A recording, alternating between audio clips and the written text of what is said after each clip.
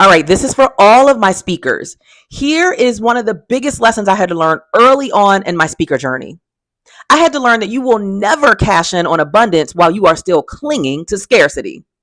See, after my first speaking engagement, which was September 18, 2010 at Morgan State University, there was a fire ignited inside of me. Oh, I knew I wanted to speak for the rest of my life. And I wanted to master the art of public speaking so I could also teach that skill to leaders, entrepreneurs, and professionals so that they could also command any stage they were called to speak on. So the challenge wasn't my desire, it wasn't that I didn't know what I wanted, it was my belief. To believe that somehow I could replace what I already had at the time with something greater just didn't seem possible.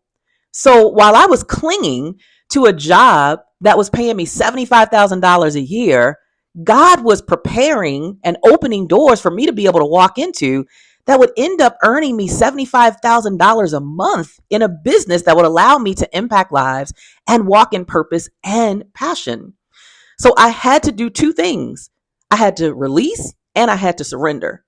I had to release everything I had always known and always done and surrender to things I had never known and never done.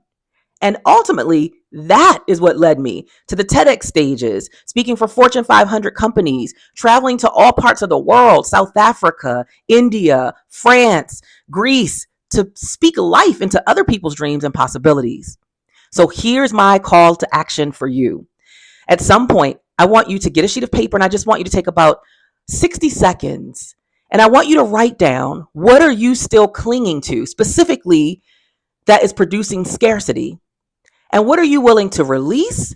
And then what are you willing to surrender to so that you can step into a life of abundance? If this added value to you, I just want you to type the word abundance beneath this post.